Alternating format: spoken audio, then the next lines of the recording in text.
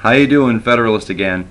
Last night in my my little rant there that I did as a pro UKIP UKIP supporter, I neglected to bring up one of their policy points that I think is a very common sense thing that I think a lot of British people can stand behind.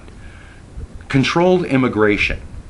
Now, this is something that I just find remarkable. I've only watched a little bit of the BBC coverage of the hustings, and you know, just watching to see what other political parties' viewpoints were that would contrast them from that would contrast UKIP against them. One of the biggest ones, surprisingly to me, is the immigration question.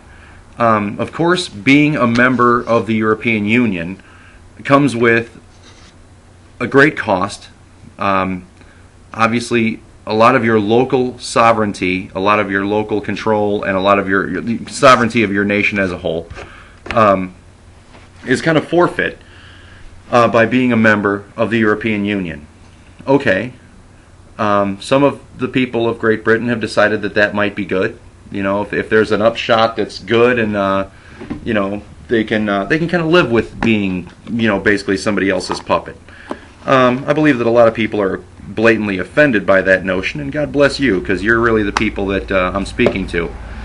You know, the people that would like to see Britain return to being great. You know, this immigration question here in America, we've had it recently. Forgive me while I clean off my keyboard here. We've had a little bit of immigration spat going on now for just a minute, and you know, people tend to get in line to call you a racist when what you really are is somebody that's just applying common sense to a clouded situation. Now, the other three major parties seem to be in lockstep with the whole European Union idea, and by default then they seem to be of the opinion that uncontrolled immigration is just fine. You know, let anybody from anywhere come here and, you know, come to Great Britain and settle, and you know, that's just, you know, that's going to be fine because we can also go elsewhere. And I know that there are people from Great Britain who are working abroad, you know, but I think that that could be said of non-European Union countries as well. I think that an asset to your private sector companies that comes from abroad is a good thing. You know, they're not asking you to maybe settle permanently, but they're just saying, hey, can I work in your country? I'll go through the proper documentation process, and, you know, I'm not going to ask you to vote in your elections. I'm not going to stick my nose into your matters of national affairs. But my job has taken me here, and you know, just to make a living, you know, would it be okay if I showed up at your doorstep? For those people, I think that there is pretty broad consensus that that's good, right? I mean, we have people that come to America every day, and they seem to, you know, they seem to do okay here. People from Great Britain, people from continental Europe, Asia come here all the time, and they achieve the proper documentation, and they work here, and they make good money, and then in the end they might decide to stay, and they might go home, and that's fine, whatever that happens to be. But the problem becomes when you have people from poorer nations that just show up on your doorstep and sign up for benefit. You know, they sign up for your Social Security welfare type programs. I'm not sure, you know, the NHS, the National Health Service, and things like that. They just kind of take advantage of you and say, well, you know, here I am. I'm here now. I'm a part of your culture, even though I'm really not, and I'm really just clinging to, you know, whatever my culture was from where I'm from. But I'm going to get on with some of your welfare. That can't be, you know. That doesn't really add up. A very famous thinker here in America, the late Milton Friedman, said it best. You can't simultaneously have open border immigration policies with welfare and Social Security waiting on the other side. You just can't. Those two things cannot be in existence simultaneously, because you want your people that are coming to your country to come here to work. You know, you have, I think, a reasonable expectation that a person emigrating from their country to yours is coming there for the purposes of work and to benefit himself and whoever he's coming, a person who he's coming to work for or what have you. I don't think that's too out of line.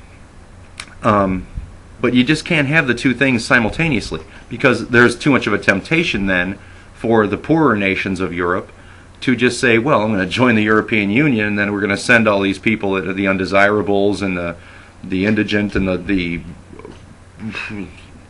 non-productive set, and we're going to send them straight over to Great Britain, and they can just sit there and while away their time and have 25 kids on their tab. Perfect. We love it. Sign us up for the European Union. The UKIP's position, as it's been stated 1,000 times, and it's so irritating to watch BBC coverage of this because they have so gotten it wrong so many times, so deliberately. It's just enraging. I'm sure UKIP is sitting there just wanting to strangle half the people that work for that stupid company. Basically what you end up having is the constant drumbeat of you're a racist, nah, you're a racist. We're never going to get your story straight. We understand what you're saying completely, but we're trying to put we're trying to project onto you that you're a racist and you don't want anybody else here. You're a nationalist. You're like BNP. Your whole thing is British nationalism. Not so. And I know it's got to be enraging to people who really do understand the position that they're saying, let's have a freeze on immigration, like people actually coming to settle in Great Britain, for 5 years. Do a census, do a head count, find out what it's going to take to support that many people, and seeing if the labor market improves and the economies improve. Because as it stands right now, millions of people flooded in when it was only projected that there would be probably 500,000. And basically, how that got blown away. That was blown away by millions. There was a projection of 500,000, and I think there was more than 3 million that showed up. And of course, nobody exactly knows how many because of this open door policy. I think that the position that UKIP has taken here has a lot of merit. I think it's a hard thing to say because I think that they know that they'll be cast as the BNP has been cast. Basically, they've been cast as racist, national socialist, or national, whatever you want to say, like nationalists, where you can't even really be a member of their caucus unless you are British born, this and that, and there's qualifications. I mean, you better be lily white, Anglican, if you ever intend to have any position in their party. Obviously, UKIP has denounced them for their nationalist practices and their beliefs, and that's another thing that's been clouded by the BBC as well. When you have a state-run media, here in America, for all you folks that are here on our side of the pond, you know what this is like. You see the Tea Parties cast as racists and nationalists. Furthest thing from the truth. We're a nation of immigrants. We embrace that. And every one of us. My personal family, my father came from Scandinavia 1 generation ago.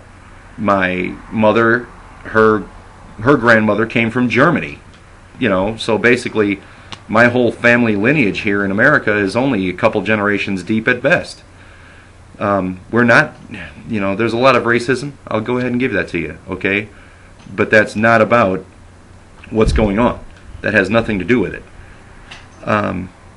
I say that they have the best position, and I think it's very sensible. And I think if the national-run media, the BBC, would portray it fairly, if they would just portray it fairly, I think that there would be a lot better understanding. And I have this feeling that the BBC and the state-run media are doing this on purpose because they don't like the spending cuts that UKIP is honestly projecting. They're talking spending cuts, and that is something that socialists just can't live with. They've got to have increased spending, more taxes on the people who are productive to fund the people who are not. Put everything into a government auspices so that there can never be any budget shrinking. All I can say is that there are a brave few people, and I think the most of them I've seen, outside of Daniel Hannan and his partner. I think that the only people that are making any sense out of this whole thing are UKIP. So God bless UKIP. On this charge, cry God for Nigel, UKIP, and St. George. Be good, Brittain.